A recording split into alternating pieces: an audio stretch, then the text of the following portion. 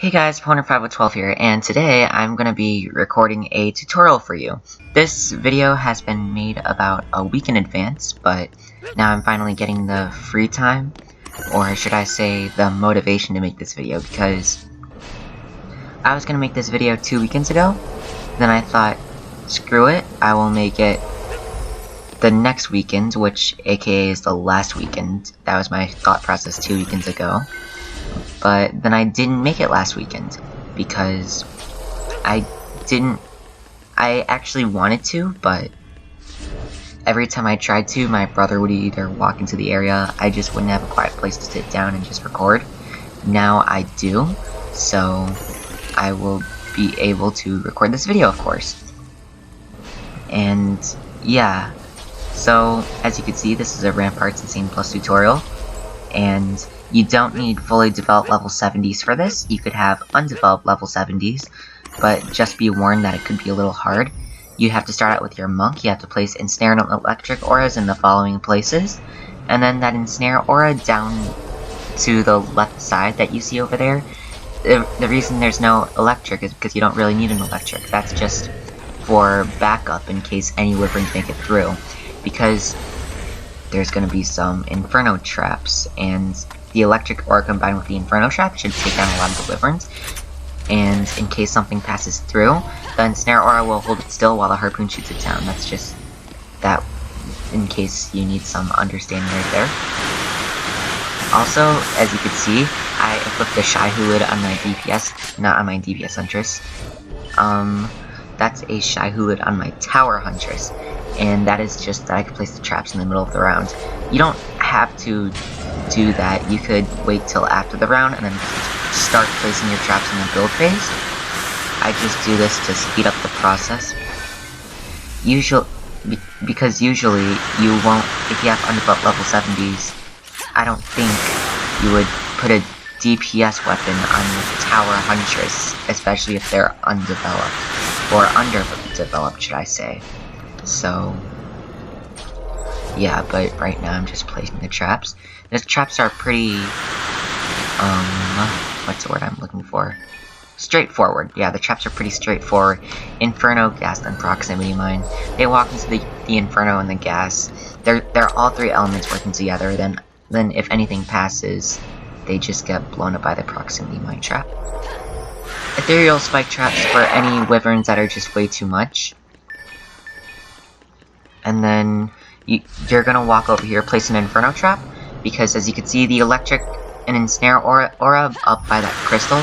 By the way, those are mainly for wyverns. You need an Inferno trap there so that it could kill enemies faster. Otherwise, enemies that are electric resistant will just walk into it and get stuck. So those are more traps right there.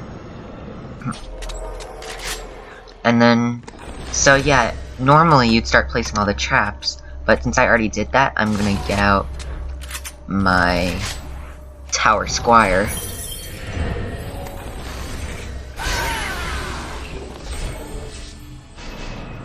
And then I'm gonna place 3 harpoons up here, and then 1 harpoon at the back crystal.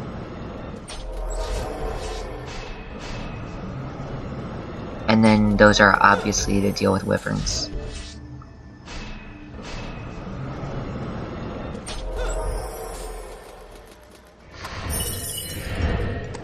And then, yeah, so then a build phase is gonna pass by. Not a build phase, a combat phase is gonna pass by until I place the strength drain and the magic blockades. Those are also pretty straightforward. It's just to make sure nothing gets past. Now, let me start talking about the DPS and what you need in order to DPS enemies. So, I would recommend a Suda's Final Creation. Not anything like a Draconis Ignis, although it may deal more damage. The damage that you would deal with those types of weapons are elemental, and Suda's are generic damage. You'd want generic damage because you don't want, the last thing you want is to face a ninja or dark elf warrior, formal name. You don't want to face a dark elf warrior that has 100,000 plus health and for it to be elemental resistant to the weapon that you have. So I would say that generic damage is a lot easier.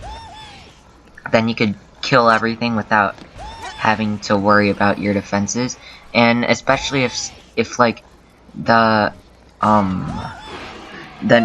Dark Elf Warrior is something like fire resistant, which is what Draconis Ignis is, and then your electric aura falls down, because why not?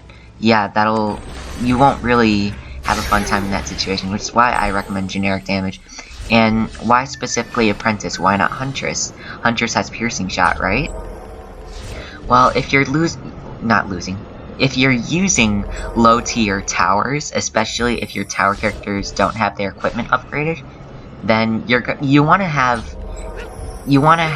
the Apprentice, because the Apprentice with its overcharge can do a lot of repairing, and repairing will save you a lot of time in this map rather than upgrading over and over again, which is the faster alternative compared to actually repairing. But if you have an Apprentice, it doesn't even matter, because you could repair really fast.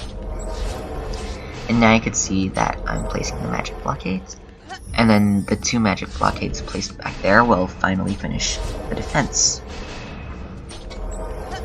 So this is pretty much the whole entire build. Lowest tower stats you could have, I would say, is 150 health, 150 damage, 100 range, 100 attack speed for all towers, and then health, and then your magic blockade character could have probably like 200-ish. That's the stats I would recommend before you even start trying this. That's the equivalent to having like legendary or godly equipment without upgrading it. So yeah. And then also maybe and then also having a carry of brave without any upgrades. So that's the equivalent of that. And then your DPS character, yeah, you want to do this about final creation. Probably about like 8,000 damage per shot when you fully charge it.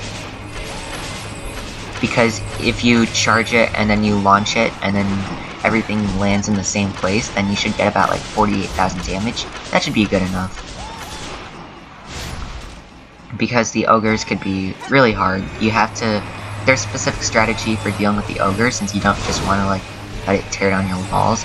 You let it walk into the strength drain aura first, and then you jump behind it so that you lure away from the walls but keep inside the strength drain aura. Then you just shoot it. You have to keep your distance though, since they swing and they could like 2-hit you. And then you'll actually see that demonstration when we get to about wave 7. Wave 7 is when the ogres finally come out. There's only 2 ogres in this whole entire map, but yeah. Combined with all the ninjas and the wyverns and everything else, it can start to get a little stressful. I made a video in... I don't remember if it was like 3 weeks ago or 3 months ago, but it was when I was recording my campaign solo series.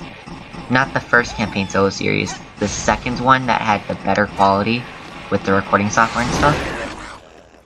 And it shows me doing Ramparts Insane Plus with the undeveloped level 70s and the Pseudo's final creation like I mentioned. So you could watch that, and I'll put the link of that video in the description. It will show pretty much the same setup. It will show me DPSing out the first wave and then building my traps on the second wave, showing that you don't need to have everything set up all the way ahead of time. And then it will show you combating the ogre. I have an Undying Rod, so it's just way too easy. And then you'll just see me kill him. It's a good idea to repair everything first before you fight the ogre. Like when you see the ogre spawn, you want to repair everything then fight the ogre. Because the ogre fight could take a long time, especially if you don't have an overpowered weapon. And you don't want your defenses to fall while you're fighting the ogre, then you don't want to... It will just stress you out too much, so repairing first before fighting the ogre is a really good idea. And then, I think that's pretty much all I have to say. You get a good amount of XP and loot from this map, at least 1 million. If your crystals get damaged like every single wave or something like that, yeah, around 1 million. And then the maximum, if you add in a second controller that does and then they DPS the whole entire thing, then you'll get about 1.7 million. That's the highest I've ever seen from this map. But yeah, you should be able to enjoy the loot you get from this as well. And then once you end this map, you'll be able to go to the shop and you'll see some really good loot from the shop because it's insane plus on an Area 3 map. So, I think that's pretty much all I have to say. Enjoy the rest of the video. If you want to see me actually do it, there's a video, and again, I put the link in the description. So, yeah, that's all I have to say.